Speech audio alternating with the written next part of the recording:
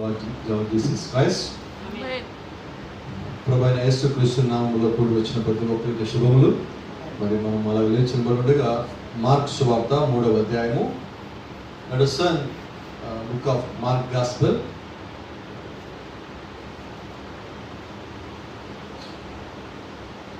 Chapter 3. Mark సువార్త 3వ అధ్యాయానికి మనం పరిశీలన అందుకున్నాం. దేవుని జీవం కలిగిన వాక్యంలో కొన్ని సంగతులు ఈరోజు మనం చూద్దాం. ప్రభు చిత్తమైనట్లయితే 20వ వచనం నుంచి చదువుకున్నాం. ఆయన ఇంటిలోనికి వచ్చినప్పుడు జనులు మరలా గుంపులుగా కూడి వచ్చింది కనుక భోజనం చేయటిగాను వారికి వీలు లేకపోయింది. ఆయన ఇంటి వారి సంగతి విని ఆయన మతి చెల్లించున్నదని చెప్పి ఆయన పట్టుకుని పోయాడు. జాగ్రత్తగా అయిన వాక్యం వల్ల బైబిల్లో ఆయన అంటే ఎవరు? ప్రభువైన యేసుక్రీస్తు. ఈ మాట ఆయన ఇంటి వారి సంగతి విని ఆయన మతి చెల్లించున్నది అని చెప్పి ఆయనను పట్టుకొని పోయాడు. ఎవరికి మతి చెల్లించింది అంటున్నారు? ఎవరంటున్నారు ఆ మాట? ఆయన ఇంటి వారు. మీకు తెలిసి యేసుక్రీస్తులో ఆయన ఇంటిలో ఉన్న వాళ్ళ పేర్లు చెప్పగలరా? 2 పేర్లు, మరియా, యోసేపు. మనకు తెలిసి జనరల్గా చెప్పే పేరు. అయితే ఈ సంగతి జరిగే సమయానికి యోసేపు జీవించలేరు. కాబట్టి మరియా ఉన్నది. అది మనకి లేకుండా మళ్ళా చూపిస్తాను. చూద్దాం. కంటిన్యూషన్ మనం మధ్యలో అంతా చదివితే అర్థమవుతుంది. అయితే 31 నుంచి నేను చదువుతా ఉన్నాను. మార్కు సువార్త 3వ అధ్యాయం 31వ వచనం. ఆయన సహోదరులను తల్లియు వచ్చి వెలుపల నిలిచి ఆయనను పిలవనింపిరి. జనులు గుంపుగా ఆయన చుట్టూ కూర్చుండేది.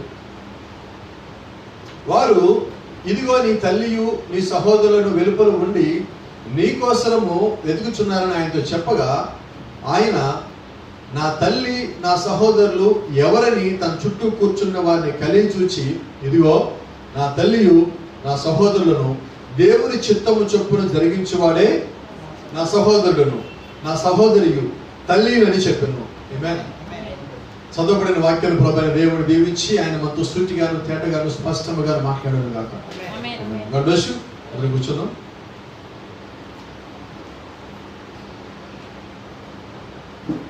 See, when you are reading Bible, you need to read very carefully. మనందరం జ్ఞాపకం పెట్టుకోవాల్సింది ఏంటంటే, బైబిల్ చదివేటప్పుడు చాలా జాగ్రత్తగా మనం చదవాలి. ఎవరి గురించి లేఖనం అక్కడ మాట్లాడుతుందో, దేని గురించి లేఖనం అక్కడ మాట్లాడుతుందో మనం తెలుసుకోవాలి. You must know about whom the scripture is speaking about. ఎవరి గురించి లేఖనం మాట్లాడుతుందో మనకు స్పష్టంగా తెలియకపోతే ఒక చిన్న ప్రమాదంగా చాలా పెద్ద ప్రమాదం జరుగుతుంది. కొన్నిసార్లు మనం ఏం చేస్తామంటే బైబిల్ చదువుకుంటూ వెళ్ళిపోతూ ఉంటాం. We would like to complete the Bible. That was the basic problem while we are reading the Bible. సాధారణంగా మనకి ఒక ఆలోచన ఉంటుంది, నేను బైబిల్ని పూర్తి చేయాలని చదువుతూ ఉంటాం. Let me tell you, that was the biggest mistake. అది చాలా పెద్ద తప్పు అండి. నేను ఎలాగైనా అంటే బైబిల్ చదివేస్తానని చెప్పుకోవాలని చదువుతూ ఉంటాం. దానికోసం బైబిల్ నీకు ఇవ్వబడాలి. బైబిల్ అంటే ఏంటంటే, ఇది నీ జీవితం పుస్తకం, నా జీవితం పుస్తకం. ఇది నేను ఏమై ఉన్నానో నాకు తెలియజేసే పుస్తకం. ప్రపంచంలో కొన్ని వందల వేల పుస్తకాలు వచ్చినాయండి. ఏ పుస్తకం కూడా నువ్వు ఎక్కడి నుంచి వచ్చావో, నువ్వు ఎక్కడికి తిరిగి వెళ్తావో చెప్పలేకపోయింది. ఓన్లీ ఒకే ఒక పుస్తకం, ఆ పుస్తకం ఏంటంటే పరిశుద్ధ గ్రంథం. నువ్వు ఎక్కడి నుంచి వచ్చావో, నువ్వు ఏమై ఉన్నావో, ఇప్పుడు నువ్వు ఎక్కడున్నావో, నీ యొక్క స్థానం ఏంటి, నీ యొక్క స్థితి ఏంటి, నువ్వు తిరిగి చనిపోయిన తర్వాత ఎక్కడికి పోతావు మొత్తం నీకు తెలియజేసేది. నువ్వు నిద్రించిన తర్వాత నువ్వు ఎక్కడికి వెళ్తావు మొత్తం తెలియజేసేది. Everything was return in the Bible, but the problem is it was hidden. అయితే బైబిల్లో సమస్తము రాయబడి ఉన్నది. అయితే ఇక్కడ సమస్యల్లో ఏంటంటే, ఈ రాయబడిన గ్రంథంలో సమస్తము దాచిపెట్టబడి ఉన్నది. ఈరోజు మనం అదే దాని గురించి మాట్లాడుకోబోతా ఉన్నాం. గమనించండి. ఇంకోటి, మనం చదువుతున్నప్పుడు ఏం చేస్తామంటే దాన్ని చూసుకొని దాటుకుని వెళ్ళిపోతూ ఉంటాం. చూసుకోవడానికి దాటుకు వెళ్ళిపోవడానికి మనం ఇక్కడ రాలేదండి. నేను ఎన్నిసార్లు బైబిల్ చదివానని చెప్పుకోవడం నాకు ఇక్కడ రాలేదండి. ఆ గ్రంథం చదువుతూ ఉన్నప్పుడు, ఆ గ్రంథంలో ఆ యొక్క మాటలు కనిపిస్తూ ఉన్నప్పుడు, ఆ మాటల్ని హృదయానికి తగిలి, ఇదిగో ఇది నీదై ఉన్నది, ఇది నీవై ఉన్నాము అని తెలియజేసినప్పుడు నువ్వు అక్కడ ఆగిపోతావు. నువ్వు దాన్ని దాటి ముందుకు పోలేదు. అక్కడ ఆగిపోయినప్పుడు ఏం జరుగుతుందో తెలుసా? నీ మోకాలు నేలకి ఆనుతాయి. నీ హృదయంలో నుంచి కన్నీరు వస్తుంది, అది నీ కళ్ళలో కనబడదండి. కళ్ళలో దుఃఖం కనిపిస్తుంది వాస్తవంగా, అయితే నీ హృదయంలో దుఃఖం కనిపిస్తుంది. నీ స్థానం ఏంటో నీకు తెలియజేయబడిన తర్వాత ఆ వచ్చిన దుఃఖం చూడండి, అది వాస్తవంగా సంతోషం అండి. Praise the Lord. దేవుని నామానికి మహిమ కలుగును గాక. దానికి అర్థం ఏంటంటే ఈ వాక్యములో నిన్ను నీవు గుర్తించుకుంటున్నావు, ఈ వాక్యాలను నువ్వు కనుగొంటున్నావు. ఈరోజు అదే మన యొక్క అంశం కూడా, identification with Jesus Christ, identified with Jesus Christ. Yesu క్రీస్తుతో నువ్వు గుర్తింపబడుట, ఇది చాలా ప్రాముఖ్యమైనదండి. ఈ రోజు మనం ఎవరితో గుర్తింపడాలనుకుంటున్నామంటే లోకపు సంగతులతో మనం గుర్తింపడాలని కోరుకుంటాము. నేను వారి పక్కన ఉన్నట్టు, వీరి పక్కన ఉన్నట్టు. గమనించండి, కొన్నిసార్లు మనం ఏం చేస్తామంటే కొంతమంది పక్కన ఫోటోలు దిగుతూ ఉంటాం. దిగేం చేస్తామంటే మనకున్న వాట్సాప్లో స్టేటస్లో లేదంటే వాట్సాప్లో ఉన్న డీపీల్లో మనం పెడతా ఉంటాం. దేనికంటే నేను పలానాతో ఫోటో దిగాను అంటే నువ్వు ఆయన పక్కన దిగాను ఒక గుర్తింపు నువ్వు కోరుకుంటున్నావు, రైట్? అయితే వాస్తవంగా నువ్వు కోరుకోవాల్సి ఏంటంటే ఒక వ్యక్తితో పాటు నువ్వు ఉన్నది కాదండి, ప్రభువైన యేసు క్రీస్తుతో పాటు నువ్వు ఉన్నది, దాన్ని నువ్వు కోరుకు. నువ్వు ఎప్పుడైనా యేసు క్రీస్తుకి అంత సమీపంగా వెళ్ళగలిగావా?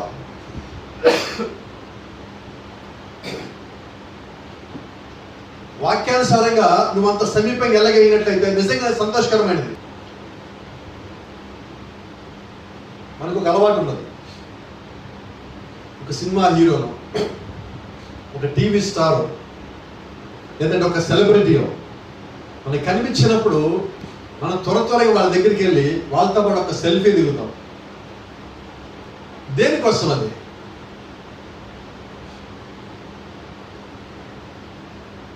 అది ఒక జ్ఞాపకంగా నీ దగ్గర పెట్టుకోవడానికి. అయితే నేనంటున్న మాట ఏంటంటే ఎప్పుడన్నా మన యొక్క జీవితంలో యేసు క్రీస్తుని వాళ్ళ చూసి కనుగొని ఆయన ఎవరో తెలుసుకొని, ప్రభా నన్ను నీ దగ్గర నాకు అనుమతిస్తావా అని చెప్పి ఆయనతో దగ్గరగా ఉన్న ఆ ఒక జ్ఞాపకం నీ దగ్గర ఉన్నది ఎప్పుడన్నా? ఈరోజు మనకి కావాల్సిందే క్రీస్తులో నీవేమై ఉన్నావో నీకు తెలియజేసే ఆ యొక్క లేఖన ముందుకు వచ్చినప్పుడు దాన్ని గుర్తించడానికి కావలసిన కృప దేవుడు నీకు ఇచ్చున్నాడు. అయితే దాన్ని నిజంగా గుర్తించావా లేదా అని దేవుడు మళ్ళీ నీకు వదిలిపెట్టున్నాడు. గత వారం చెప్పిన జ్ఞాపకం ఉన్నది. దేవుడు ఆదామవ్వని సృష్టించిన తర్వాత అదే దేవుడు ఏం చేశారంటే ఆదామవ్వలు ఇద్దరిని కూడా ఆయన బంధించాల. వాళ్ళ ముందు సమస్తాన్ని ఉంచాడు, మేలేనిది ఉంచాడు, కీడు చేసేది ఉంచాడు. నీవే నిర్ణయం తీసుకోవాలి. అంటే నిజమైన వాక్యము నీ ముందుకు వస్తుంది, అబద్ధమైనది కూడా నీ ముందుకు వస్తుంది. రెండింటి మధ్యలో నిర్ణయం తీసుకునే వ్యక్తిగా దేవుడిని నుంచున్నాడు. అలాగే మనం ఒక వ్యక్తిగత జీవితంలో మనము వాక్యంలో ఎదుగుతున్నాం అనుకున్నప్పుడు, వాక్యంలో మనం బలపడతాం అనుకున్నప్పుడు అపవాది ఏం చేస్తారంటే కొన్ని మన ముందు సృష్టిస్తూ ఉంటాడు. అదే సమయంలో ఇది అపవాది యొక్క తంత్రములని దేవుడు మనకి బయలుపరుస్తూ ఉంటాడు. ఇటు పక్కన దేవుడు వాక్యాన్ని పంపిస్తూ ఉంటాడు, అపవాది ఏమో వాక్యాన్ని సంకలనం చేసి నువ్వు ఎలాగైనా నువ్వు పర్వాలని పంపిస్తూ ఉంటాడు. ఇప్పుడు నువ్వేం చేయాలి? నువ్వు నిజంగా దేవుని యొక్క వాక్యము కానీ ఎరిగిన వ్యక్తివైతే నువ్వు చేసే మొట్టమొదటి పని ఏంటో తెలుసా? వాక్యానుసారంగా ఏదైతే ఉన్నదో నీ యొక్క నిర్ణయం కూడా అదే. నువ్వు చెప్పు, నాకు ఇది కావాలి, నాకు అది కావాలి. You don't ask I want this, I want that. You will say that I will like to take it from God. నువ్వు ఒకే ఒక మాట చెప్తావు, నాకు ఇది కావాలి అది కావాలి. నేను దేవుడి దగ్గర నుంచి తీసుకుంటాను. హల్లెలూయా. బైబిల్ ఒక మాట చెప్తుంది, దేవుడు నువ్వు కానీ దేవుడిని రొట్టె అడిగితే దేవుడు రాయిస్తాడా? ఇస్తాడా? నిజమేనా? మరి భూ సంబంధమైన వ్యక్తి తన కొడుకుతో తన ఒక సంతానానికి అలాంటిది ఇవ్వనప్పుడు మరి ఆత్మ సంబంధమైన పర సంబంధమైన దేవుడు తన పిల్లలకి ఎలాగిస్తాడు? ఇంకా మేలేని చేస్తాడు. కాబట్టి నువ్వేం అడగాలంటే కొన్నిసార్లు గమనించండి, మనము సరైన నిర్ణయం తీసుకోలేము. మన తరపున మన ఇంట్లో పెద్దవాళ్ళు నిర్ణయాలు తీసుకుంటూ ఉంటారు. దేని కొరకంటే వాళ్ళు కొద్దిగా మనకన్నా ముందుగా భూమి మీదకి వచ్చారు కాబట్టి వాళ్ళకున్న జ్ఞానాన్ని బట్టి. అంటే మన నిమిత్తము మనం ఏమై ఉన్నాం వాళ్ళకి తెలుసు కాబట్టి వాళ్ళు మన నిమిత్తం నిర్ణయాలు తీసుకుంటా ఉన్నారు. కొన్నిసార్లు మన నిర్ణయాల్లో ఫెయిల్ అవుతూ ఉంటాం. అయితే ఇక్కడ నేను చెప్తా చూడండి, ప్రభువైన యేసుక్రీస్తు నిజంగా నీవు ఉన్నప్పుడు నీవు కూడా ఏం చేయాలంటే నీ సొంత నిర్ణయాన్ని పక్కన పెట్టి దేవుని చిత్తం ఏంటో నెరవేర్చు ప్రభు అని అడిగినట్లయితే ఆయన చిత్తం నీ జీవితం నెరవేరదా? ఖచ్చితంగా. It will fulfil your life. అది ఏదైనా కావచ్చు, అది నీ వ్యక్తిగతం కావచ్చు, నీ కుటుంబపరమైనది కావచ్చు, ఆత్మ సంబంధమైనది కావచ్చు, ఆర్థికమైనది కావచ్చు, ఆరోగ్యపరమైనది కావచ్చు, whatever it may be, it will be fulfil in your personal life. నీ వ్యక్తిగత జీవితంలో ఖచ్చితంగా అది నెరవేరుతుంది. Praise the Lord. దేవుని నామానికి మహిమ కలుగును గాక. కాబట్టి గమనించండి, ఇక్కడ ఏంటంటే వాక్యమును గుర్తించటమే మన యొక్క లక్షణం. అదని గుర్తించామంటే మన జీవితం మారుతుంది. నీ ముందర ఎన్నిసార్లు వచ్చినా కూడా దాన్ని గుర్తించడం, దేవుడు నీకు అవకాశం ఇవ్వకపోతే. అయితే నిజంగా దేవుడి యొక్క చిత్తంలో, దేవుడి యొక్క ఆలోచనలో కానీ మనం ఉన్నట్లయితే వాక్యము నిన్ను దాటిపోదు. నువ్వు ఎక్కడన్నా, అడవుల్లో ఉన్నాడు యోహాను, వాక్యం దాటిపోయిందా? వాక్యం ఎత్తుక్కుంటా రాలేదా? ఎక్కడో ఏషయ రాసిన వాక్యము 712 సంవత్సరాల తర్వాత ఎత్తుక్కుంటా అడవిలో ఉన్న యోహాను దగ్గరికి వచ్చి నిలిచింది. ఎందుకు నిలిచింది? ఎందుకంటే వాక్యము నిన్ను దాటిపోదు. అది నీదై ఉన్నప్పుడు నిన్ను దాటిపోదు. మరియని వాక్యం దాటిపోలేదండి. మరి ఎక్కడుందో ఎత్తుక్కుంటా గాబ్రియల్ దూత అక్కడికి వచ్చున్నాడు. అలాగే ఈ కాలంలో ఉన్న వధువును కూడా దేవుని యొక్క వాక్యమే ఎత్తుక్కుంటా వచ్చింది. 2000 సంవత్సరం నుంచి 6000 సంవత్సరం నుంచి ఆ దేవుడు కాపలా పెట్టిన ఏదైనా తోటలో అక్కడ గుమ్మం దగ్గర ఆ గేట్ దగ్గర కాపలా పెట్టిన అగ్ని ఈ రోజు మనల్ని ఎత్తుకుతా ఉన్నది. ఏలియా పైనుంచి కిందకి పెంచిన అగ్ని మనల్ని ఎత్తుకుతా ఉన్నది. మోషే కాలంలో మోషే నడిపించిన అగ్ని మనల్ని ఎత్తుకుతా ఉన్నది.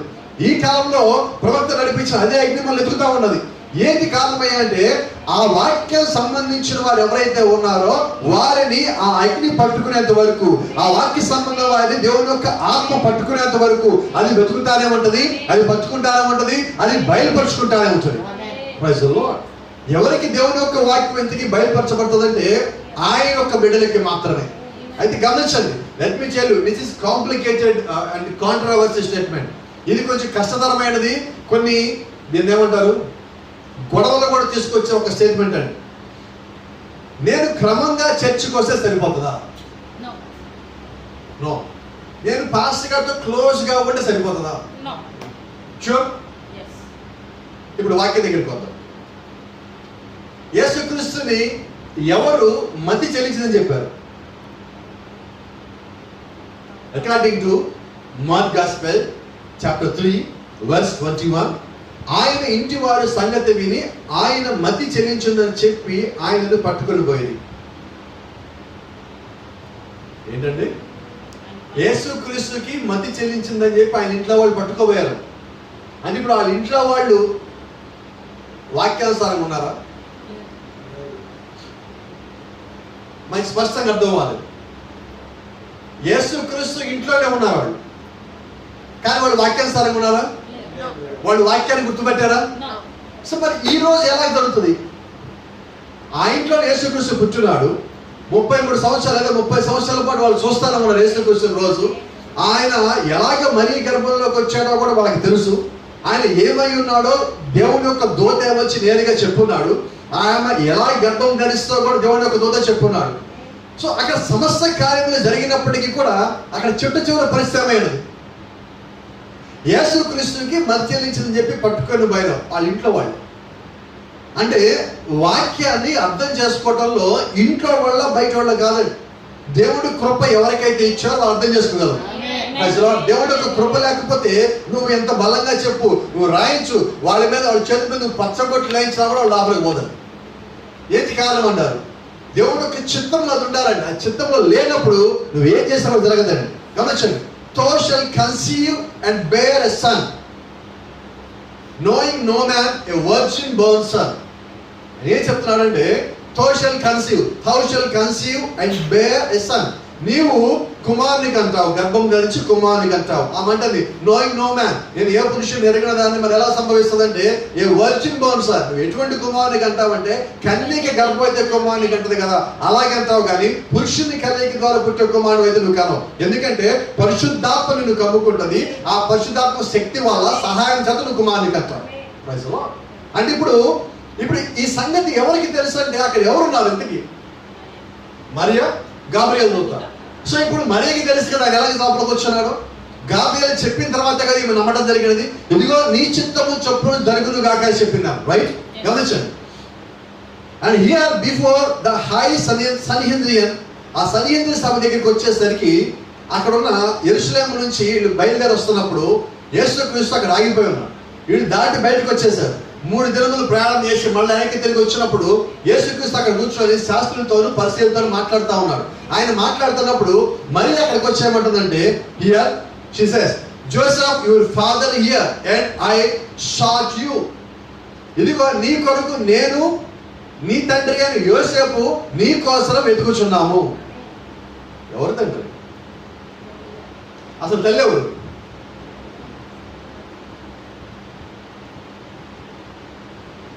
And the 12-year-old boy said, ప్రవక్త అంటున్నాడు, and the 12-year-old boy said, 12 సంవత్సరంలో ఒక బాలుడు అక్కడ ఉన్నాడు. ఆయన ఏమన్నాడు తెలుసా? I am about my father's business. నీ కోసం వెతుకుతున్నాం, ఇదిగో నీ తండ్రి యోసేపు అని భూ సంబంధమైన ఒక వ్యక్తిని చూపిస్తున్నప్పుడు ఈయనేమన్నాడు తెలుసా? నేను నా తండ్రి పని మీద ఉన్నాను, వెరుగువా? ఇక్కడ ఆయన కాదండి, ఆయన వచ్చిన పైన ఆయన. కాబట్టి ఆయన ఏమంటున్నాడు? నేను పరసంబంధి. అందుకని అపోస్తలుడైన పౌలు ఒక మాట అంటాడు, మీరందరూ ఎవరంటే మీరందరూ మీ యొక్క పౌరస్థితి ఎక్కడ ఉన్నది? పరలోకమందు మీ యొక్క పౌరస్థితి ఉన్నది. Praise the Lord. దేవుని నామానికి మహిమ కలుగును గాక. కాబట్టి ఇక్కడ యేసుక్రీస్తు ఏమంటున్నాడు? ఇక్కడ తండ్రిని చూపిస్తుంటే ఈ తండ్రి నా తండ్రి కాదు, అదిగో నా తండ్రి పని మీద నేను ఉన్నాను కదా అంటాడు. Thank you Lord. ఆమేన్. గమనించండి, that is not my father. దాని యొక్క ఉద్దేశం ఏంటంటే ఈయన నా తండ్రి కాదని చెప్పడం. ఇదిగో నీ తండ్రి యోసేపు నేను నీ కొరకు ఎదుగుతున్నామన్నప్పుడు ఆయన ఏమన్నాడు? నేను నా తండ్రి పని మీద ఉన్నాను అంటే ఈ నా తండ్రి కాదని స్పష్టంగా చెప్తున్నాడు కదా.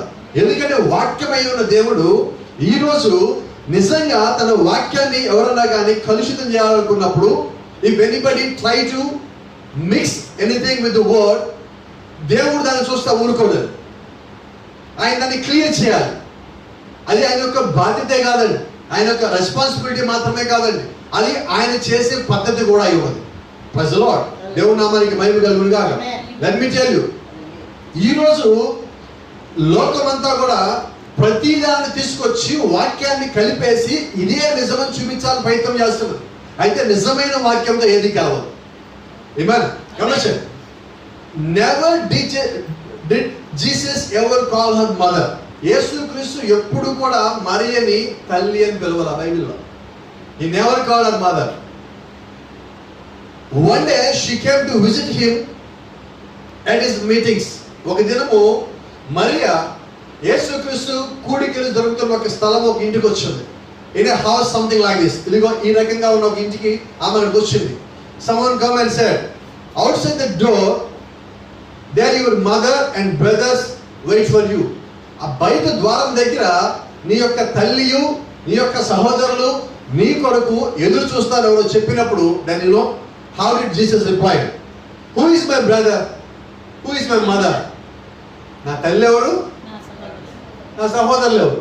ఎవరన్నా ఆయన తల్లి, ఎవరన్నా ఆయన సహోదరులు అని అన్నాడు. Who are they? వారెవరు? అసలు వచ్చింది ఎవరు? మరియా. ఇప్పుడు మరియా ఏమంటున్నాడు? ఎవరు నా తల్లి అసలు అంటే యేసుక్రీస్తు దృష్టిలో తల్లి అంటే ఎవరు? యేసుక్రీస్తు దృష్టిలో సహోదరులు అంటే ఎవరు? Looked around upon his disciples and said, ఆయన చుట్టూ ఉన్న శిష్యులను చూసి ఆయన ఇలాగన్నాడు, they that do the will of my father is my mother, my brother, my sister. So ఎవరన్నాడు? ఎవరైతే నా తండ్రి యొక్క చిత్తం నెరవేరుస్తారో వారే నా తల్లి, వారే నా సహోదరుడు, వారే నా సహోదరుడు. ఇప్పుడు ఎలాగ మనం ఆయనలోకి వచ్చాము? దేవుని యొక్క చిత్తము, దేవుని యొక్క వాక్యము నెరవేర్చడం ద్వారా మనం ఆయనలోకి వచ్చున్నాము. ఆయన ఇంట్లో ఉన్నప్పటికీ కూడా వాక్యం నెరవేర్చకపోయినప్పుడు వారిని ఆయన బయట పెట్టున్నాడు. ఇంట్లోనే ఉండి వాక్యానుసారంగా లేనప్పుడు మనము బయట ఉన్నవారు. అయితే వాక్యానుసారంగా ఉన్న కారణం చేత బయట ఉన్న మనల్ని ఆయన వాక్య లోపల తీసుకొని తన లోపల పెట్టుకున్నాడు. ఇదంతా దేవుని యొక్క కృప వల్లే సాధ్యమండి, ఇక దేని వల్ల సాధ్యం కాదండి. At the same time, and at the cross when he was dying, ఆ శిలువ మీద ఆయన మరణించడానికన్నా ముందు ఆయన ఒక మాట చెప్పినాడు. He said to John, the young disciple, యవనస్తుడైన యోహానుతో ప్రకటన గ్రంథం రాసిన యోహాను ఇలాగంటున్నాడు, behold thy mother. ఎవరండి? ఇదిగో ఆమె నీ తల్లి. మరీ ఏమంటున్నాడు? behold your son. ఇదిగో ఇక్కడి నుంచి ఈమె నీ తల్లి, ఇక్కడి నుంచి ఈయన నీ కుమారుడు. మనకి సమస్య ఏంటంటే గుడ్ ఫ్రైడే రోజు 7 మాటల్లో ఒక మాట నేను చెప్పుకుంటారు. ఎందుకు యేసుక్రీస్తు ఆ మాట చెప్పాడు పట్టించుకోరు. యేసుక్రీస్తు శిలువ మీద 7 మాటలు పలికాడు, దాంట్లో ఒక మాట కారణం ఏంటి చూడండి. See, never claimed himself it was not her son. ఎందుకంటే ఆయన ఆమె కుమారుడు కాదు. మరి కుమారుడు కాదా? ఎంత పెద్ద స్టేట్మెంట్ ఇది. మరి ఎన్ని వేల సంఘాలు, పెద్ద పెద్ద సంఘాలు, పెద్ద పెద్ద గుళ్ళని ఏవాలి స్టేట్మెంట్కి? నిజమేనా? It was God's son. ఆయన ఎవరండి? దేవుడి కుమారుడు అయి ఉన్నాడు. She was just a um. ఆమె కేవలం ఆమె యొక్క గర్భ సంచిని మాత్రమే ఆయన ఉపయోగించుకున్నాడు భూమి మీద రావడానికి. ఇక వేరే ఏది ఆమెను ఉపయోగించుకోలేదండి. ఆయన కేవలం గర్భ సంచిని మాత్రమే. ఆయన ఏమై ఉన్నాడంటే, according to Hebrews chapter 7 verse 3, హెబ్రీయులకు రాసిన పత్రిక 7వ అధ్యాయము 3వ వచనం ప్రకారంగా అక్కడ మనం లేఖనం చూసినట్లయితే అక్కడ ఒక మాట రాసి చూడండి. హెబ్రీయులకు రాసిన పత్రిక 7వ అధ్యాయము 7th chapter, book of Hebrews 7th chapter verse 3. ఆ షాలేము రాజును మహోన్నతులకు దేవుని యాజకుడినైన మెల్కీసెదెకు నిరంతరం యాజకుడిగా ఉన్నాడు. అతని పేరుకు మొదట నీతికి రాజనియు తరువాత సమాధానపు రాజనియు అర్థం ఇచ్చినట్టు షాలేము రాజుని అర్థము. అతడు తండ్రి లేనివాడును తల్లి లేనివాడును వంశావళి లేనివాడును జీవిత కాలమునకు ఆది అయినను జీవమునకు అంతమైన లేనివాడై ఉండి దేవుని కుమారుని పోలి ఉన్నాడు. అంటే దేవుని కుమారునికి ఎవరు లేరు? తల్లి లేదు, తండ్రి లేదు, వంశావళి లేదు, ఆది లేదు, అంతం లేదు. Praise the Lord. అంటే ఇప్పుడు ఈయన ఎవరి కుమారుడు? ఇప్పుడు దేవుని కుమారుడు. అయితే ఆమె ఏమంటుంది? యోసేపు చూపించింది కానీ ఈ తండ్రి అంటుంది. ఇప్పుడు యోసేపు ఈయన తండ్రి అయితే ఈయన భూ సంబంధంగా రక్త సంబంధంలో పుట్టినవాడై ఉంటాడు. అంతేగాని ఈయన ఒక రక్తంలో విలువ ఉండదప్పుడు. ఈయన ఒక రక్తం ఒక మానవ రక్తమై ఉంటుంది. ఈయన ఒక రక్తంలో పరలోక రక్తం కూడా ఒకటి ఉన్నది. ఆ రక్తకరంలో సమస్తం దాచిపెట్టబడి ఉన్నాయి. Praise the Lord. కాబట్టి ఈ రోజు మనం ఏమై ఉన్నామంటే ప్రభువైన యేసుక్రీస్తు రక్తము చేత కప్పబడిన వారై ఉన్నాం. Is it right? Praise the Lord. దేవుని నామానికి మహిమ కలుగును గాక. అయితే గమనించండి, ఈ రోజు మనం ఇక్కడికి వద్దాం. ఈ రోజు దేవుడు ఎలాగైతే మరి యొక్క గర్భాన్ని ఉపయోగించుకొని ఆయన లోపలికి వచ్చున్నాడో అలాగే అదే దేవుడు ఈ రోజు ఈ సంఘం ఆయన వాడుకుంటున్నాడు. ఈ సంఘమును గమనించండి, ఇక్కడ కట్టిన ఈ 4 గోడలు పరలోకానికి వెళ్తాయా? కింద మనం వేసిన ఇది ఫ్లోరింగ్ పరలోకానికి వెళ్తుందా? పైన మనం పెట్టిన సీలింగ్ పరలోకానికి పోతుందా? పరలోకానికి పోదండి. మరి పరలోకానికి వెళ్ళేది ఏంటి? దీనిలో ఉన్న మనము పరలోకానికి వెళ్తాం. అర్థమవుతుందా? ఇక్కడ ఉన్న ఏది కూడా పరలోకానికి పోదు. But God is using this. ఇది ఒక స్థలం అండి. ఈ యొక్క స్థలమును దేవుడు వాడుకుంటున్నాడు. Praise the Lord. This is a house but it is not the church. అయితే దేవుడు అంటున్నాడు, చూడండి, దేవుడు యొక్క ప్రవక్త అంటున్నాడు, ఇది చూడటానికి ఒక స్థలము, ఇది ఒక ఇల్లు లాగా ఉండదు. అయితే it is not the church. ఇది సంఘము కాదు. The church is in you. Where is the church? It is in me. Where is Christ? Is in me. ఇప్పుడు క్రీస్తులో నీవు ఉన్నావు, క్రీస్తు నీలో ఉన్నాడు. హల్లెలూయా. గమనించండి, సంఘములో ఎవరు ఉన్నారంటే దేవుడు ఉన్నారు. ఏది సంఘము? The church is in you. ఈరోజు కరెక్ట్గా మాట్లాడితే నీవే సంఘమై ఉన్నావు. నువ్వు ఎక్కడైతే ఉన్నావో అదే దేవుని యొక్క సంఘము. ఎక్కడైతే మనం ఇద్దరం కూర్చొని దేవుడు యొక్క వాక్యం మాట్లాడుతూ ఉన్నామో అది ఏ స్థలమైనప్పటికీ, అది వీధిలో ఉండొచ్చు, చెట్ల కింద ఉండొచ్చు, అడుగు మీద కూర్చోవచ్చు, అది బజార్లో అయి ఉండొచ్చు, అది ఎక్కడైనా కూర్చోవచ్చు. నువ్వు ఎక్కడైతే దేవుని యొక్క వాక్యం మాట్లాడుతూ ఉన్నావో అదే దేవుని యొక్క స్థలమై ఉన్నది, అదే నిజమైన సంఘమై ఉన్నది. చాలా మంది అనుకున్నట్లుగా చర్చ్ అంటే బిల్డింగ్ కట్టడం అనుకుంటున్నారు. చర్చ్ అంటే 4 గోడలు కట్టడం అనుకుంటున్నారు. చర్చ్ అంటే అది కాదండి. చర్చ్ అంటే దేవునికి సంబంధించిన ఆత్మల్ని లోపలికి తీసుకురావటము. Hallelujah. So what is the church? సంఘం ఏమై ఉన్నదంటే దేవుడు యొక్క ఆత్మై ఉన్నది. దాని నుంచి వచ్చిన వారు ఆయన యొక్క సంఘమై ఉన్నారు. ఈరోజు నిజంగా మనం ఏమై ఉన్నామంటే దేవుని యొక్క సంఘములో మనము కూడా దానిలో భాగస్వామై ఉన్నాం. Praise the lord.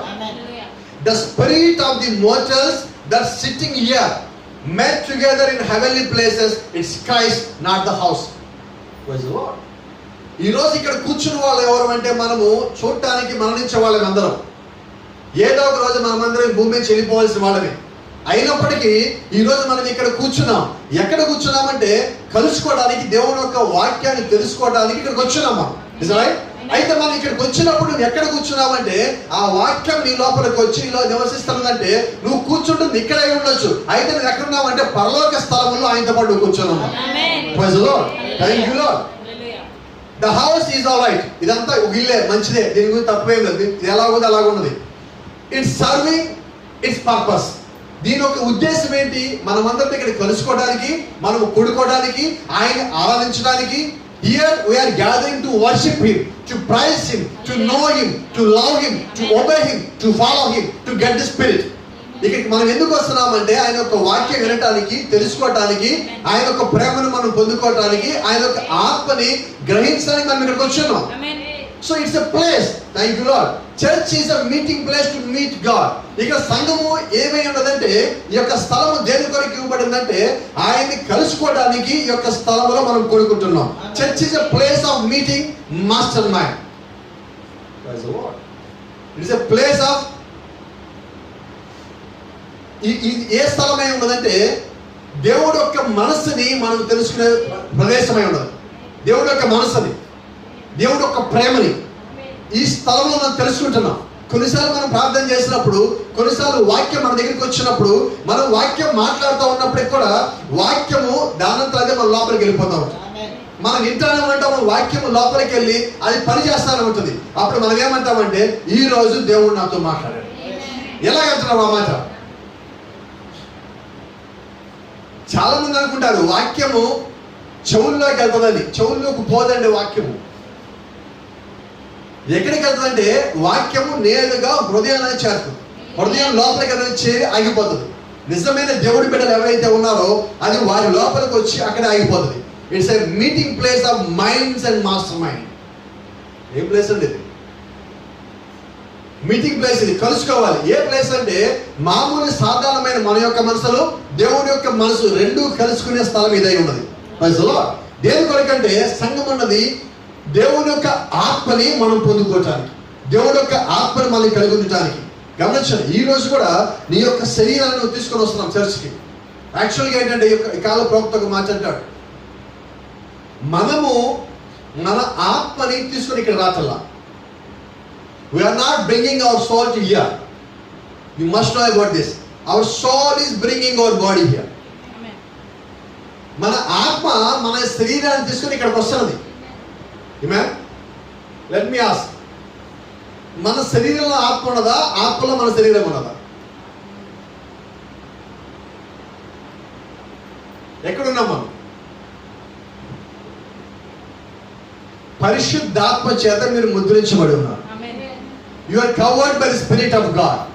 So you are in the Spirit. So you must get in the Spirit. కాబట్టి ఈ రోజు నువ్వు చేయాల్సిందల్లా ఏంటంటే దేవుడు యొక్క ఆత్మను పొందుకోవాలి. ఎందుకనంటే అకార్డింగ్ టు ఎఫ్ఎసీస్ చాప్టర్ 4 and 30, ఎఫ్ఎసీయులకు రాసిన పత్రిక 4వ అధ్యాయము 30వ వచనం ప్రకారంగా మీరు దేవుని యొక్క ఆత్మ చేత ముద్రించబడి ఉన్నారు. మరి గర్భవతి ఎలాగైనది? By the Holy Spirit. పరిశుద్ధాత్మ నిన్ను కమ్ముకోవటం వల్ల, ఆమెను పూర్తిగా కమ్ముకోవటం వల్ల ఆమె గర్భవతి అయినది.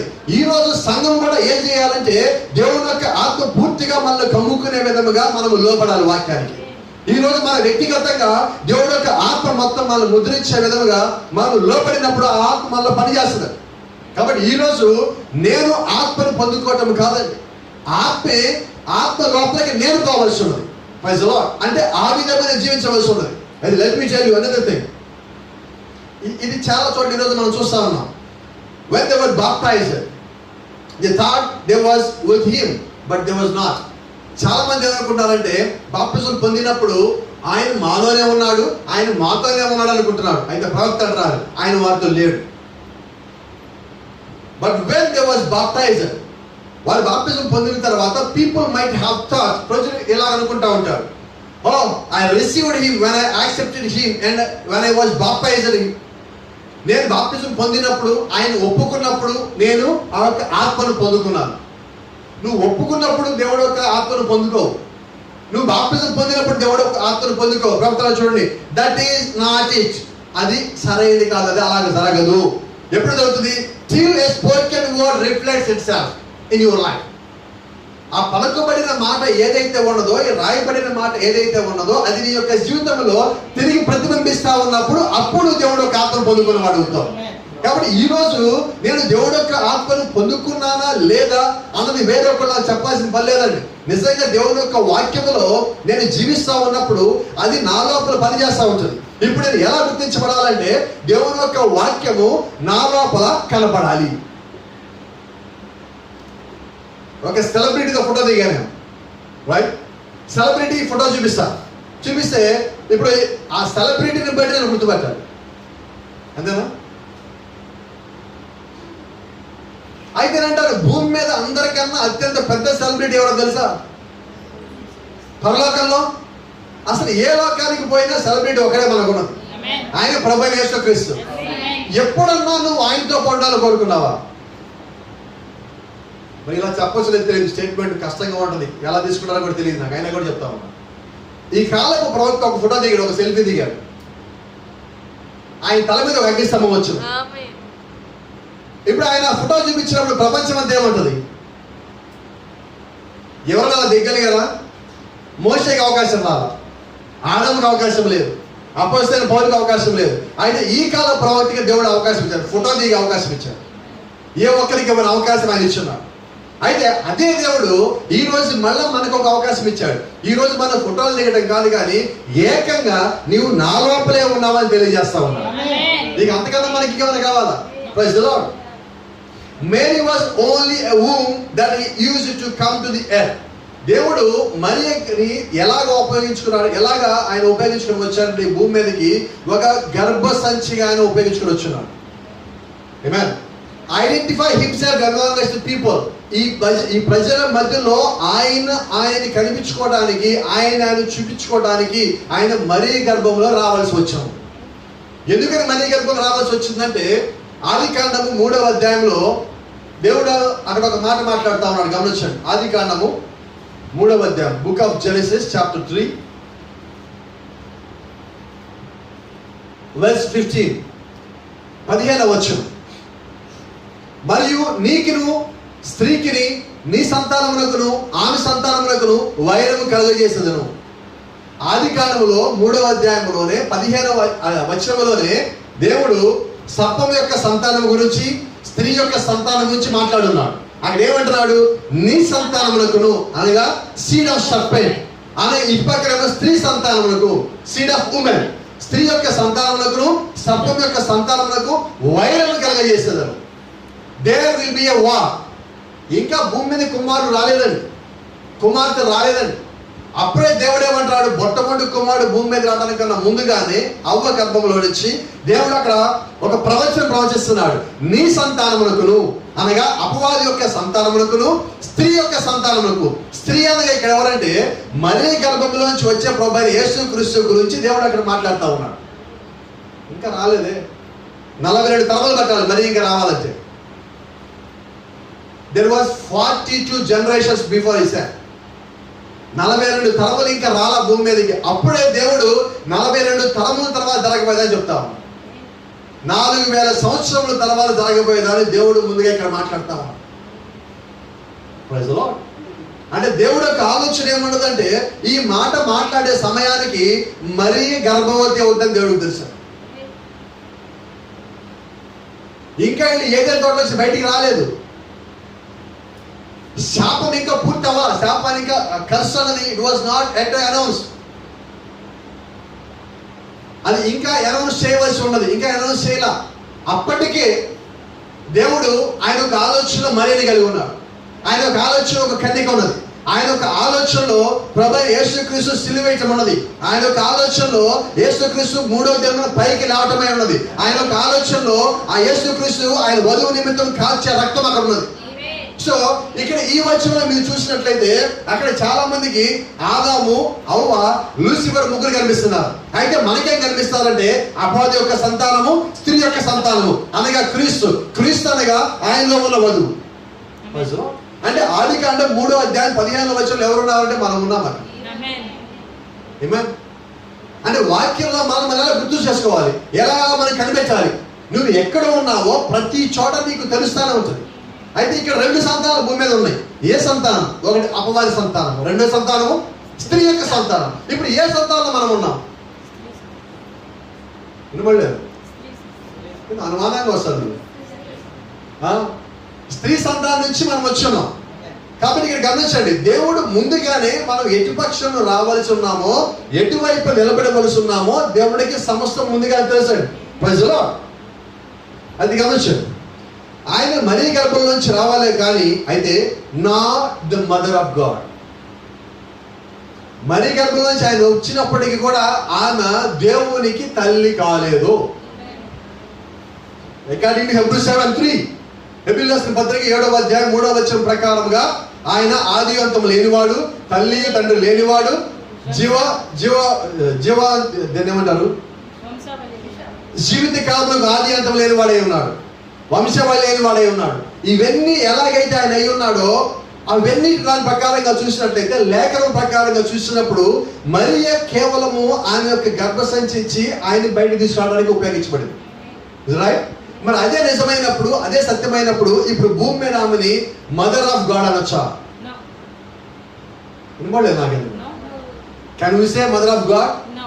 Mary is mother of God? No sir, not at all. If you follow the word of God then you won't say that.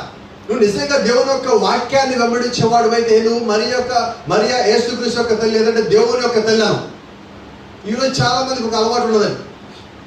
Pastor గారు మీరు ఎంతైనా చెప్పండి, తల్లి లేకుండా కుమారుడు ఎక్కడి నుంచి వస్తాడు? తల్లి లేకుండా వస్తాడు కుమారుడు? ఇక్కడ తండ్రి లేకుండా వచ్చాడు కదా. మరి మీరు ప్రవక్త అంటాడు, మీరు ఎక్కడ ప్రశ్నించారో బైబిల్లో అక్కడే మీకు సమాధానం ఉండదట. ఒకరోజు ప్రాఫిట్ దగ్గర ఒక ఆమె వచ్చింది, ఎందుకే నువ్వు మాటకు ముందు యేసుక్రీస్తు, మాటకి చివరి యేసుక్రీస్తు అంటున్నావు, యేసుక్రీస్తు కూడా మనలాంటి మనిషి అన్నాడు. ఆమె ఇంకో మాట అన్నది, ప్రవక్త అన్నాడు, అమ్మా నిజమేనా అన్నాడు. నిజమేనయ్యా అన్నదా అంటే అన్నాడు, బైబిల్లో నాకు చూపించగలవా అన్నాడు. నేను నీకు బైబిల్లో చూపిస్తానన్నదా. Praise lord. అన్నాడు, బైబిల్లో చూపిస్తే అది నిజమేనని ఒప్పుకుంటాను అన్నాడు. అని ఇంకో మాట అన్నాడు, నువ్వు ఎక్కడైతే ఆయన్ని మనిషిని చూపిస్తావో నేను అక్కడే ఆయన దేవుడిని చూపిస్తానన్నాడు. హల్లెలూయా. సో మనమైతే దాన్ని గొడవ పెట్టుకుంటామేమో. అయితే దేవుడు యొక్క వాక్యానికి లోబడే వ్యక్తి కాబట్టి, ఆయన ఆత్మ కింద ఉండే వ్యక్తి కాబట్టి ఆయన ఏమన్నాడంటే చూపించమన్నాడు. ఇదిగో లాజరు చనిపోయాడని తెలిసినప్పుడు యేసుక్రీస్తు ఏడ్చాడా లేదా? షూర్. ఎక్కడైనా దేవుడు ఏడుస్తాడా? ఏడ్చాడా లేదా? దేవుడు ఏడుస్తాడు, ఆయన మనిషే. అయితే ప్రవక్త మాట్లాడు ఎమ్మటి ఆ మాట చెప్పగానే ప్రైజ్ ది లార్డ్. ఎందుకని ప్రైజ్ ది లార్డ్? ఆయన మనిషి అని చెప్పారు కదా. ఆయన అంటాడు, అక్కడే కొంచెం కిందకి రామ్మా. ఈయన ఏడ్చిన తర్వాత అదే అధ్యాయంలో అదే చనిపోయిన లాజరుని 4 దినముల తర్వాత లేపాడు కదా. ఒక మనిషి ఇంకో మనిషి లేపగలడా? సో దాని ఒక అర్థం ఏంటి? నువ్వు ఎక్కడైతే ఆయన మానవుడిని చూపించడానికి ప్రయత్నం చేశావో అక్కడే ఆయన దేవుడిని చూపిస్తున్నాడు. దాని ఒక అర్థం ఏంటంటే, నీ ఆ యొక్క వాక్యంలో నీవు ఎక్కడ ఉన్నావో నీకు తెలియాలి, ఆయన ఏమై కూడా నీకు తెలియాలి. అప్పుడు నిన్ను ఆ వాక్యం నుంచి ఎవడు విడిచేది. ఈ రోజు నువ్వు నిజంగా వధువులో నువ్వు భాగమై ఉన్నప్పుడు, నువ్వు వధువులో భాగమయ్యా నీకు తెలిసిన తర్వాత నిన్ను ఎవరు మోసగించలేడు. ఎందుకంటే ఎవరు నిన్ను మోసగించాలని వచ్చినప్పుడు, if anybody come to you to deceive, నీ దగ్గరికి ఎవరన్నా నిన్ను మోసగించడానికి వచ్చినప్పుడు నిన్ను కాపాడేది నీ యొక్క ధైర్యం కాదు, నీ యొక్క శక్తి సామర్థ్యములు కాదు, నీ యొక్క ఆస్తి అంతస్తులు కాదు, కానీ the grace of God will protect you. That's the reason nobody is not able to deceive the bride of Christ. ఆ యొక్క కారణము చేతే దేవుడి యొక్క కృప నిన్ను కాపాడుతున్నది. ఆ కారణము చేతనే ఈ దినము ప్రభువైన యేసుక్రీస్తు యొక్క వధువుని ఎవడు మోసగించలేడు. Praise the Lord. దేవుని నామానికి మహిమ ఘనత ప్రభావం కలుగును గాక. ఆమేన్. ఈరోజు నిజంగా ఆయన కృప మనతో పాటు నమ్ముతా ఉన్నాం. ఎక్కడికి వెళ్ళినా ఆయన కృప మనల్ని ఫాలో అవుతున్నది, ఎక్కడికి వెళ్ళినా ఆయన కృప మనల్ని నడిపిస్తున్నది, ఎక్కడికి వెళ్ళినా ఆయన కృప మనకన్నా ముందుంటుంది. కొన్నిసార్లు కృప మనల్ని నడిపిస్తున్నది, కొన్నిసార్లు కృప మనకన్నా ముందెళ్ళి అక్కడ నుండి మనం ఆహ్వానిస్తున్నది. ఈరోజు మనం అలా ఉన్నాం. చాలాసార్లు మనం అంటూ ఉంటాం, పాస్టర్ గారు నేను ఎంతో భయపడి అక్కడికి వెళ్ళానండి. నేను వెళ్ళటానికన్నా ముందుగానే దేవుడు అక్కడ రంగం మీదకి వచ్చి కార్యం చేసేసాడు. ఏం జరిగింది? ఎవరు చేయాలి? నేను రెడీ అయ్యాలి, కత్తులు నూనె యుద్ధానికి అన్ని ఆయుధాలు తయారు చేసుకున్నాను. ఒక గంప నిండా, ఒక సంచి నిండా మొత్తం మోసుకొని పోయాను. క్యారీ బ్యాగ్ నిండా ఆయుధాలు పెట్టుకొని పోయాను. ఏం జరిగింది? యుద్ధం వెళ్ళేది అయిపోయిందన్నారు. యుద్ధం అయిపోయిందా? అవును, నీకన్నా ముందు ఒక ఆయన వచ్చాడు, యుద్ధం చేసిపోయాడు. నీ పని ఏంటి ఇప్పుడు? ఈ కాల ప్రవక్త మార్చి అంటాడు, శాంసన్ ఆ దారి గుండా వెళ్తున్నప్పుడు ఒక సింహం శాంసన్ మీద పడింది. బైబిల్ అక్కడ ఏం రాసిందంటే, శాంసను దేవుడు యొక్క ఆత్మ శాంసన్ మీదకి వచ్చినప్పుడు ఆ సింహాన్ని చంపాను. సింహం ఎవరు చంపారు? The spirit of God killed the lion, not Samson. If you go and ask Samson, he will say same. మీరు ఒకసారి శాంసన్ దగ్గరికి వెళ్ళి అడిగితే ఈ దినము, అయ్యా సింహాన్ని ఎవరు చంపారంటే నాకేం తెలియదు అంట. అదేంటిది నువ్వే చంపాను బైబిల్లో ఉంది కదా అంటే, జాగ్రత్త చదవండి. దేవుడు యొక్క ఆత్మ నా మీదకి వచ్చినప్పుడు నేను చంపాను, ఒట్టిగా నేను చంపలేదు. అంటే అర్థమైంది, నువ్వు అక్కడ ఉంటున్నావు, యువర్ ప్రజెన్స్ ఈస్ దేర్. నీ యొక్క ప్రజెన్స్ అక్కడ ఉంటుంది, నీ యొక్క శరీరం అక్కడ ఉంటుంది. అయితే నీ శరీరాన్ని దేవుడు ఒక ఆత్మ లోపరుచుకున్న తర్వాత ఆ ఆత్మ ద్వారా శరీరాన్ని వాడుకొని దేవుడు కార్యం చేస్తున్నాడు. సో ఇప్పుడు కార్యం చేసింది ఎవరు? యుద్ధం చేసింది ఎవరు? ఈ రోజు దావీదుని ఒకసారి మనం పిలిచి దావీదుని కూర్చోబెట్టి ఒక ఇంటర్వ్యూ తీసుకుందామా? దావీదు ఏమంటాడు? If you go and ask David, who killed Goliath? Bible ఏం రాస్తుంది? గొలియాత్ ఎవరు చంపారు? David killed Goliath. దావీదు గొలియాత్ చంపాడు, బైబిల్లో ఉన్నది. అయితే దావీదు అడిగితే ఏమంటాడు? అయ్యా నాకేం తెలియదు, ఆ సంగతి కావాలంటే మీరు లేఖనం చదవండి, గొలియాత్ కూడా చెప్పే ఆ సంగతి నేను. యుద్ధం ఎవరిది? మనం రెడీ అవడం ఏంటి? సౌలు కత్తులు తీసుకున్నాడు, సౌలు బల్యాలు తెచ్చాడు. అక్కడున్న పెద్ద పెద్ద ఆయుధ కర్మాగారాల దగ్గర మొత్తం పోయి పెద్ద పెద్ద ఆయుధాలు తెచ్చి మొత్తాన్ని వరుసగా పెంచాడు. మీ గతంలో చెప్పిన మళ్ళీ జ్ఞాపకం చేస్తాను. గొలియాతు ప్రపంచం మొత్తంలోకి ఆయుధాలు బాగా తయారు చేసే కర్మాగారానికి వెళ్ళి 25 అడుగుల 25 అడుగులు పొడవున్న బల్యాన్ని కొలుతున్నాడు. వాడాడా? 6 అడుగులు ఖడ్గం తెచ్చాడు. He brought 6 feet sword to kill David. అయితే విషయం ఏంటంటే, కరెక్ట్గా మాట్లాడినట్టయితే వాస్తవంగా యుద్ధానికి వెళ్ళేటప్పుడు ఈ పక్కన యుద్ధ సామగ్రిని, యుద్ధ ఆయుధములు మోసుకుని పోయేవాడు ఒకడు ఉంటాడు. తెలుసా మీకు బైబిల్లో? సౌలు పక్కన ఒకడు ఉంటాడు, ఎప్పుడు దావీదు పక్కన ఎప్పుడు ఒకడు ఉంటాడు. అయితే వాస్తవంగా దావీదు ఇంకా అప్పుడు రాజు అయి ఉంటే యుద్ధం చేయడానికి పోయినప్పుడు నీతో పాటు ఒక సేవకుడు నీ యొక్క ఆయుధములు మోసుకొని రావాలి, రైట్? ఇప్పుడు దావీదు 6 అడుగుల ఖడ్గాన్ని మోసుకొని పోలేడు. So God appointed a servant to David to bring that sword. దేవుడు దావీదు ఆ యొక్క ఖడ్గమును మోయలేడు కాబట్టి ఆ ఖడ్గాన్ని మోసుకొని రావడానికి దేవుడు దావీదుకి ఒక సేవకుడిని పెట్టాడు. Do you know the name of the servant? ఆ యొక్క సేవకుడి పేరు అంటే మీకు తెలుసా? ఆయుధాలు మోసుకొని వచ్చాడు దావీదుకి, గొలియాతు. ఆయుధం ఎవరు తెచ్చారు? గొలియాతు ఆయుధం చూపించి దావీదుతో మాట అంటాడు, ఇదిగో ఈ కత్తితో నిన్ను నరికి మొక్కలు చేసి ఆకాశ పక్షులకు వేస్తాను. దావీదు అంటాడు, అదే కత్తితో నేను చంపుతాను. అంటే sometimes you don't need to take anything to the war. కొన్నిసార్లు యుద్ధానికి ఏమి తీసుకెళ్లాల్సిన అవసరం కూడా లేదు. నీ యొక్క శత్రువే నీ యొక్క ఆయుధాన్ని మోసుకుని దేనికి వస్తాడు చంపమని. ఆ విధంగా దేవుడు యొక్క కృప నీతో పాటు ఉంటుందండి. ఇక్కడ దావీదు గొప్పవాడు అంటలేదండి, ఇక్కడ గొప్పవాడు ఎవడంటే దేవుడు గొప్పవాడై ఉన్నాడు. అయితే దేవుడికి లోపడే మనసు నేను కలిగి ఉన్నప్పుడు దేవుడు నిన్ను వాడుకుంటాడు. అదే సమయంలో దేవుడు ఏం చేస్తాడు తెలుసా? గొలియాతుని చంపింది ఎవరు? దావీదు. అయితే చంపింది వాస్తవానికి దేవుడు. యుద్ధం అయిపోయిన తర్వాత ప్రవక్త అంటున్నాడు, దావీదుని పిలిచి దేవుడు ఏం చేశాడంటే, ఇదిగో గొలియాతు తలను తీసుకుని పోయి సౌలుకు చూపించు. యుద్ధానికి మొత్తం సిద్ధం చేసి దావీదుని అక్కడికి పిలిపించి యుద్ధం చేయించింది, మొత్తం చేసింది దేవుడే.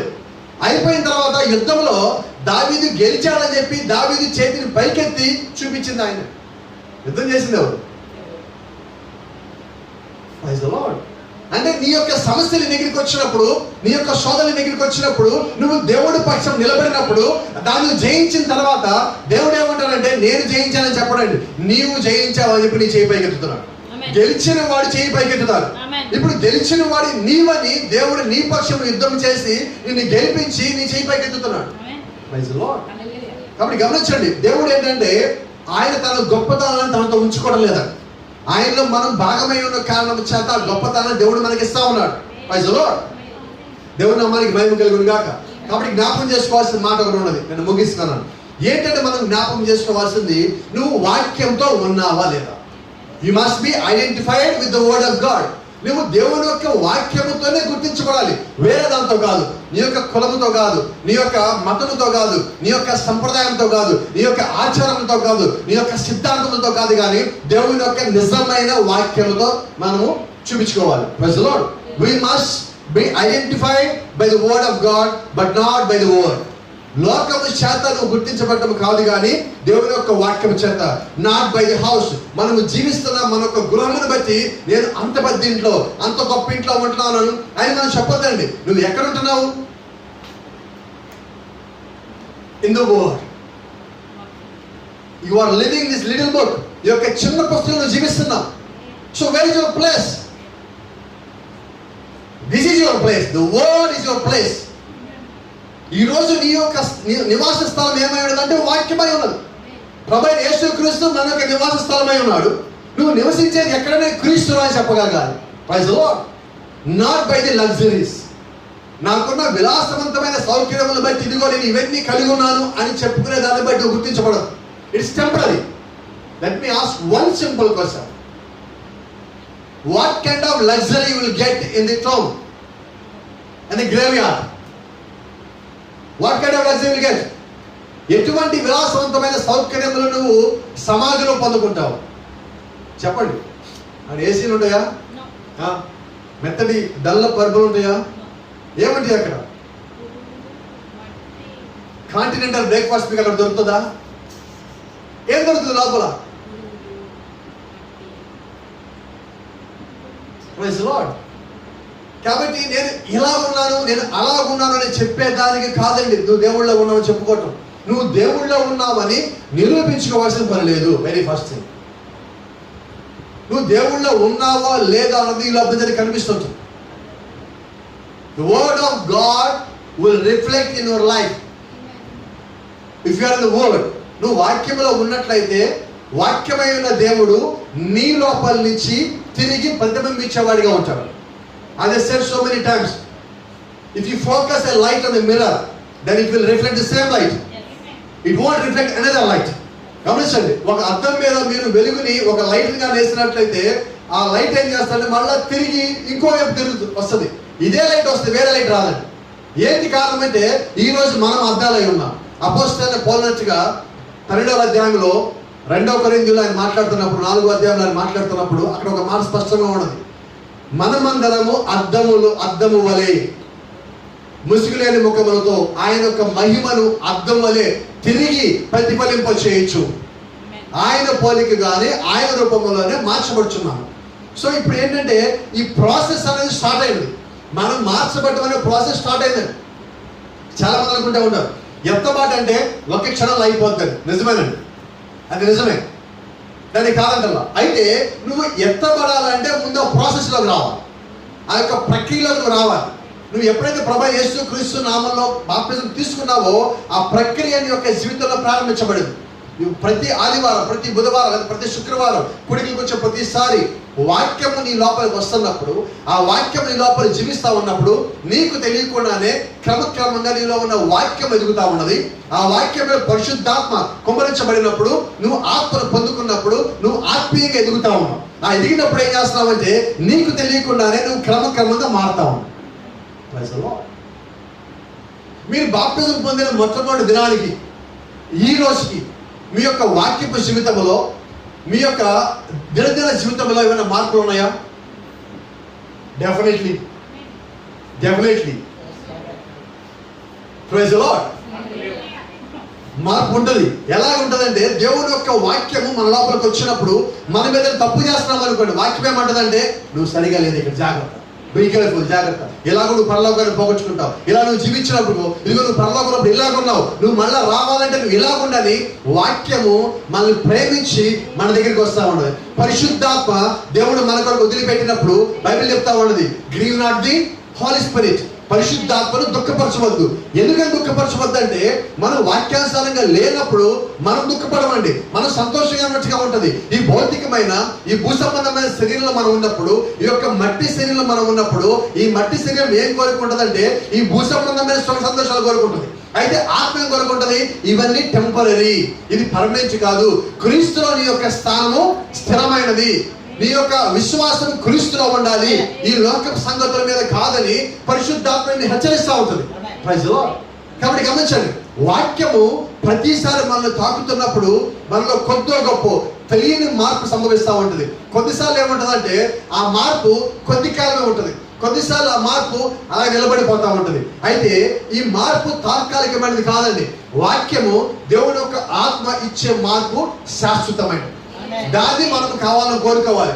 కొన్నిసార్లు దాన్ని మనం పొందుకోలేకపోవచ్చు. అయితే నువ్వు దాని కొరకు ప్రయాసపడు, దాని కొరకు ఆరాటపడు, దాని కొరకు ప్రార్థించు, దాని కొరకు మోకరిల్లు, దాని కొరకు దేవుడిని అడుగు, దాని కొరకు ఉపవాసం ఉండు, దేవుడిని బతిమలాడు.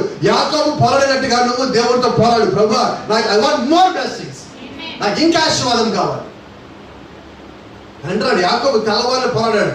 దేని కొరకు నువ్వు పోరాడేమంటున్నాడు? నాకు ఆశీర్వాదం కావాలన్నా. నీకు ఆల్రెడీ ఉంది కదా, ఐ వాంట్ మోర్ బ్లెస్సింగ్స్, నాకు ఇంకా ఆశీర్వాదం కావాలి. నేను బాగానే ఉన్నా, ఇంకా బాగుండాలంటే దేవుడితో ఉండాలి. కాబట్టి నువ్వేం చేయాలి? దేవుడిని ఆశీర్వదించు ప్రభువా అని చెప్పి మనం దేవుడిని అడుగుతా ఉంటాం కాదండి, అలాగే మనం జీవిస్తా కూడా ఉండాలి. You have to do both things. See, the problem is so many people would like to ask God, they would like to ask only God. వాళ్ళు ఏం చేస్తారంటే కేవలము దేవుడిని మాత్రమే అడుగుతూ ఉంటారు. దేవుడిని అడగటం కాదండి, మనం కూడా చేయాలి కదా. దేవుడు చెప్పాడు, ఓకే నీకు ఈ బ్లెస్సింగ్స్ అని నీవే, ఈ బ్లెస్సింగ్స్ పొందుకోవాలి, నువ్వేం చేయాలి దేవుడు చెప్తున్నాడు. ఇప్పుడు ఈ బ్లెస్సింగ్స్ ఎవరికి? వధువులో ఉన్నవారికి, వాక్యంలో ఉన్నవారికి. కొన్నిసార్లు బైబిల్ చెప్తా ఉన్నది, వాక్యంలో ఉన్నవారికి లేని వారికి కూడా బ్లెస్సింగ్స్ వస్తాయి. ట్రూ. గోధుమ గింజలు, గురుగులు ఇద్దరు కలిసే ఉన్నారు. అయితే గమనించండి, దేవుడు ఏం చేస్తారంటే గోధుమల మీద గురుగుల మీద కూడా వర్షం కురిపించాడు. ఇప్పుడు గోధుమలు ఏమంటారు? ఇదిగో దేవుడు మా కొరకు ఇచ్చాడంటున్నారు. గురుగులు ఏమంటారు? మా కొరకు కూడా దేవుడు ఇచ్చాడు. గోధుమలు ఏమంటారు? మీరు గురుగులు కదా, దేవుడు మీకు ఎలాగ ఇచ్చాడు? ఈ గోధుమ గింజలు పోవటం ఇష్టం లేక ఆ గురుగులు తీసేసేటప్పుడు దేవుడు ఏమన్నాడంటే, ఇగో గొరుగులు పీకేటప్పుడు ఒక్క గోధుమ చెట్టు అయినా పోతుందేమో, అది పోకుండా ఉంచండి. ఒక్క గోధుమ చెట్టు పోనీయకుండా ఉండే నిమిత్తము దేవుడు గురుగులు కూడా ఆశీర్వాదించాడు. అంటే దేవుడు మనల్ని ఎంతగా ప్రేమించాడు. ఏ ఒక్కడు నశించిపోవటం ఇష్టం లేక దేవుడే దిగి వచ్చాడు.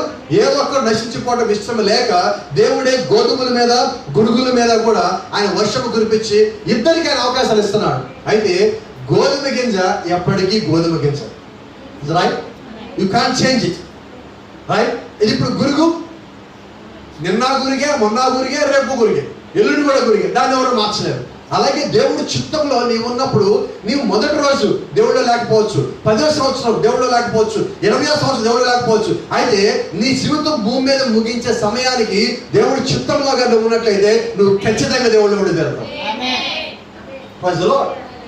నేను నా జీవితంలో 30 ఏళ్ళు యేసుక్రీస్తు వ్యతిరేక బతికాను. క్రీస్తుని ద్వేషిస్తూ తిరిగాను, క్రీస్తుని అంగీకరించకుండా తిరిగాను. ఎవరైనా యేసుక్రీస్తు నామం గురించి చెప్తే నోటికి వచ్చిన దూషణ చేశారు. ఇదే ఊర్లో, పిచ్చిపిచ్చిగా ఇదే ఏరియాలో. మరి ఈ రోజు ఏం జరిగినది? అదే దేవుని ఈ రోజు ఒప్పుకోవడానికి ప్రకటిస్తున్నా.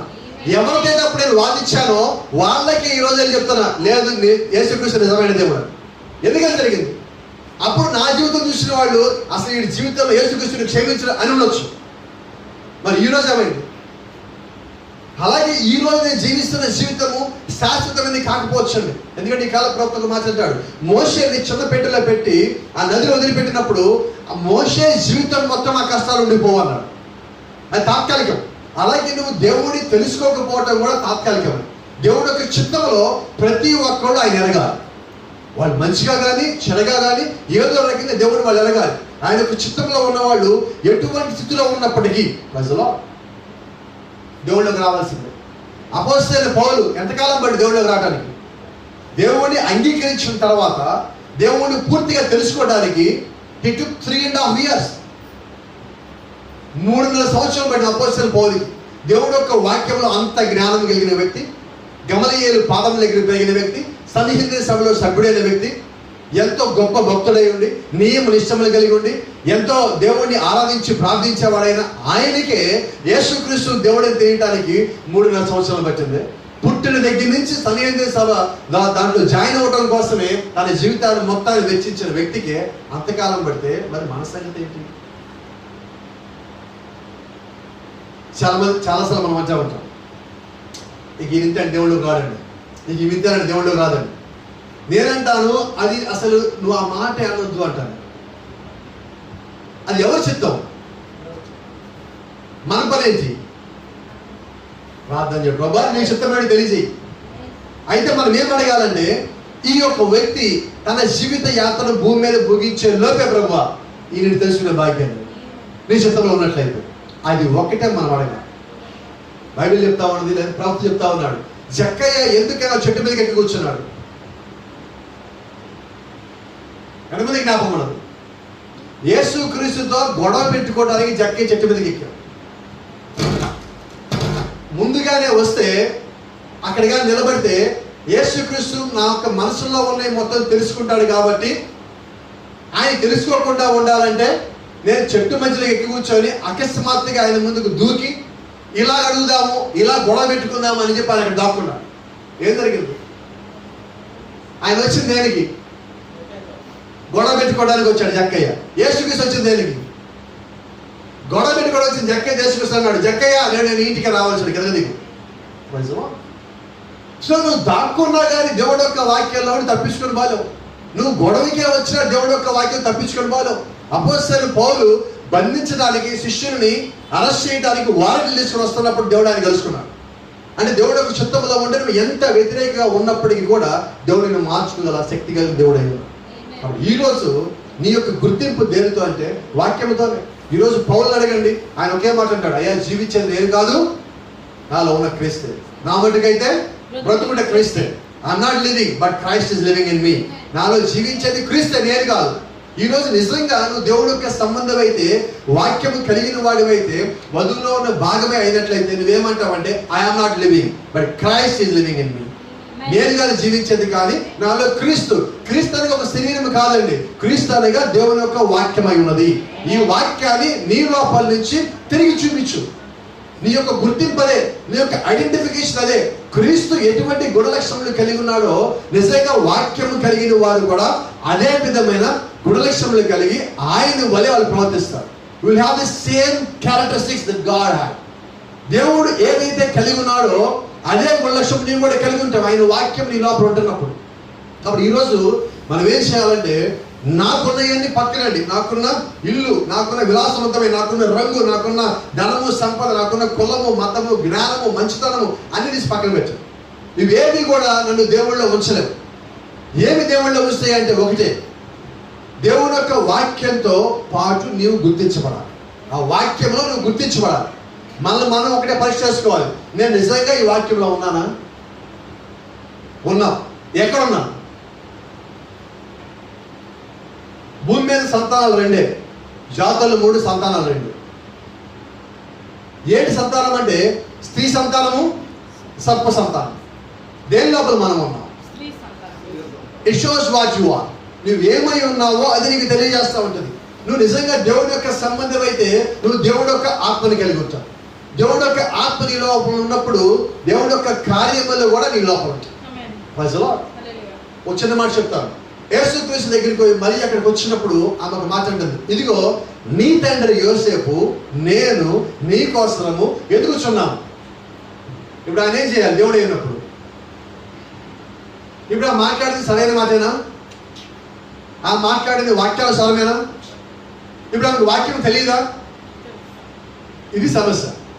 వాక్యం తెలిసి కొన్నిసార్లు మనము వాక్యాన్ని తప్పుగా తర్జుమా చేస్తూ ఉంటాం.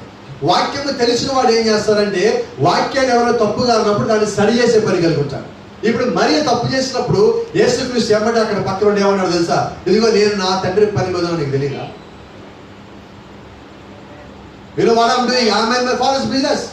నేను నా తండ్రి పని మీద వెరుగువా? నీకు తెలుసు కదా మొత్తం. యోసేపు తెలియదు, నీకు తెలుసుగా. ఆయన ఇంకో సంగతి చెప్పాలి, యోసేపు కూడా తెలుసు. మరీ వదిలిపెట్టి పోవాలనుకున్నప్పుడు యోసేపుతో మాట్లాడింది ఎవరు? దేవుని యొక్క దూత వచ్చి యోసేపుతో మాట్లాడి సరి చేయలేదా? మరి ఇప్పుడు యోసేపు తెలియదా, మనకి తెలియదా? మరి వాళ్ళ ఇంట్లో వాళ్ళు వచ్చి ఎందుకని యేసుక్రీస్తుకి మత్తిరించిన పట్టుకోబోయారు అంటే యేసుక్రీస్తు సొంత ఇంట్లో వాళ్ళే వాక్యానుసారంగా పూర్తిగా లేరు.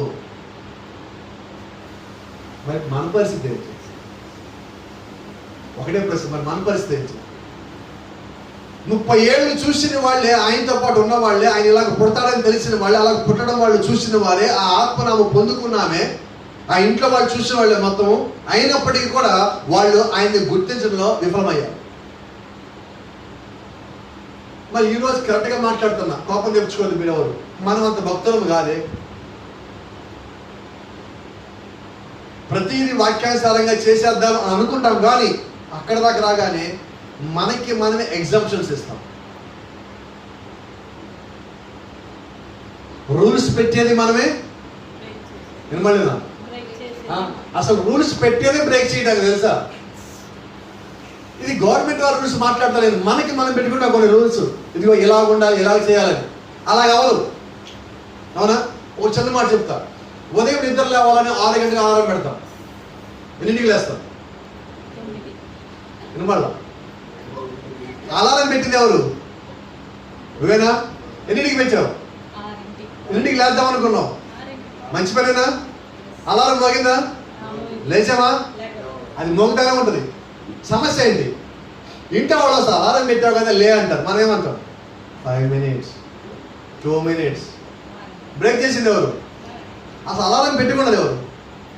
ఎందుకంటే ఇవేంది అంటే మనకి మనమే రూల్స్ పెట్టుకొని బ్రేక్ చేస్తాం. అలాగే దేవుళ్ళో కూడా, ప్రభా ఇక నుంచి చూడు ప్రభా ఈరోజు నేను ఎలాగుంటానంటాం. ఎందుకు అంత తొందర నీకు? కొద్దిగా ఆగరాదు. నిన్ను తొందర పెట్టాడా నిర్ణయాలు తీసుకోమని? దేవుళ్ళో తొందరపడి నిర్ణయాలు తీసుకోవద్దు. తీసుకున్నాక మళ్ళీ వెనక్కి తిరిగి చూడద్దు. 2 పనులు చేయాలి. దేవుడికి అవకాశం ఇవ్వండి. నిర్ణయం తీసుకుని, ప్రభా నేను బలహీనుండే, లేదా బలహీనరాలని, ప్రభా నిర్ణయం తీసుకుంటున్నా, నాకు సహాయం చేయాలన్నప్పుడు నువ్వు నిజంగా ఆయనలో ఉన్నట్లయితే దేవుడికి సహాయం చేయడా? నువ్వు వెయిట్ చెయ్యి. ఆయన పని చేసేంత నువ్వు వెయిట్ చెయ్యి. ఈరోజు మనం ఎక్కడ ఫెయిల్ అవుతున్నామంటే మన నిర్ణయాలు స్పీడ్, జెట్ స్పీడ్ లాగా ఉండాలి. గతంలో ఈ ఊరి నుంచి ఆ ఊరికి మెసేజ్ వెళ్ళాలంటే లెటర్ రాయాలి. మనం లెటర్ వేసే రాస్తాం. ఇప్పుడు 5 నిమిషాలు. అప్పుడు లెటర్ రాయాలంటే ఒక ఫోటో 2 రోజులు పడుతుంది. గుర్తు తెచ్చుకొని మొత్తం రాయాలి దాని లోపల. తర్వాత దాన్ని తీసుకొని పోస్ట్ డబ్బులు వేయాలి. ఆ తర్వాత మళ్ళీ పోస్ట్ మ్యాన్ మధ్యాహ్నం 3:30 వచ్చి దాన్ని తీసుకొని పోతాడు. అది ఏ ఊరు ఆ ఊరికి మొత్తం డిస్ట్రిబ్యూషన్ చేస్తాడు. మళ్ళీ ఆ ఊరికి వెళ్తుంది. ఆ ఊరిలోంచి ఏ ఏరియాలకు వెళ్ళాలి మొత్తం డిస్ట్రిబ్యూషన్ అవుతుంది. మళ్ళీ అక్కడి నుంచి వెళ్ళాలి. 3 రోజులు ఎదురు వచ్చాయి. ఇప్పుడు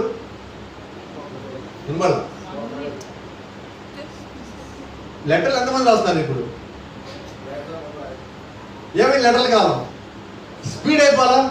ఈ స్పీడ్ అవడం వల్ల వచ్చిన సమస్య ఏంటంటే మన నిర్ణయాలు కూడా స్పీడ్ అయిపోయింది. వాట్సాప్లో ఒక మెసేజ్ పంపించామండి బై మిస్టేక్, ఏం చేద్దాం? డిలీట్. మన దగ్గర ఆప్షన్ ఉన్నది. అయితే అంటున్నా, you must not take decisions in personal life like that. నీ యొక్క వ్యక్తిగతమైన జీవితంలో నువ్వు ఒక మెసేజ్ పంపించినట్టుగా డిలీట్ అంట ఈ నిర్ణయాలు తీసుకుని మళ్ళీ డిలీట్ అనొద్దు. It will affect your life.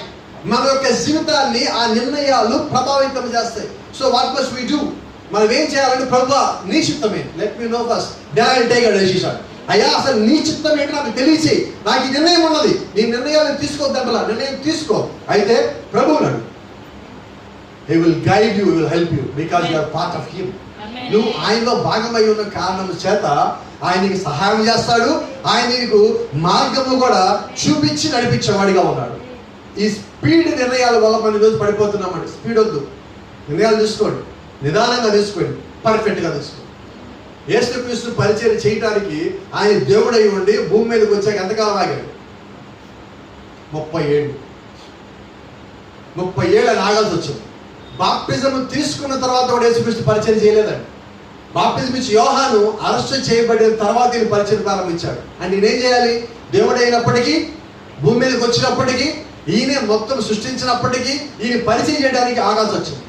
ఈరోజు నిజంగా మనమే ఆయన ఒక స్థితిలో ఉంటే మనం ఆగమండి. నేను వచ్చాను యోహానికి, నువ్వు ఆగు, నా పని నేను చేస్తానంటాం. యోహాను 5 పూర్తి చేసేంత వరకు ఈయన ఆగవలసి ఉన్నాం. అలాగే కొన్నిసార్లు మన జీవితంలో కొన్ని సంవత్సరాలు లేదంటే కొంత వయసు, కొన్ని సంఘటనలు, కొన్ని మన ముందు జరిగిపోయి వెళ్ళిపోయిన తర్వాత మన నిర్ణయము అక్కడ పని చేయవలసి ఉంటుంది. అయితే మనం తీసుకున్న తొందర వల్ల కొన్ని ముందు కొన్ని వెనక్కి వస్తుంది. వాస్తవం చెప్పమంటారా? ఈరోజు వాస్తవంగా ప్రకటన గ్రంథంలో 4వ అధ్యాయంలో పుస్తకంలో అన్నీ రాకముందుగానే 7 ముద్రల పుస్తకం వచ్చేసింది. ఈ 4వ అధ్యాయం చదవకపోయిన కారణం చేత అది అర్థం కాక గందరగోళం అయ్యేవాడు ఉన్నాం. ఇవన్నీ వచ్చాక ఆ పుస్తకం అసలు అర్థమయ్యేది. అది రాకపోయిన కారణం చేత 7 ముద్రలు చదివేయాలి ఏదో ఉంది అని చదివేశారు. చదివేసుకోవడం నాడు 7 ముద్ర తెరవబడేదా, ఇంకోటేమో 70 ఏళ్ళు ఎత్తబడి అయిపోయిందాను, ఇంకోటి 63 అయిపోయిందన్న. నువ్వు మొత్తం చదివితే నీకు ఆ సమస్య రాదుగా. ప్రవక్త ప్రతిదీ మర్మయుక్తంగానే చెప్పాడు, వివరించి చెప్పాడు. ఆయన చెప్పిన క్రమం మనం తీసుకున్నప్పుడు చాలా స్పష్టంగా అర్థమవుతుంది.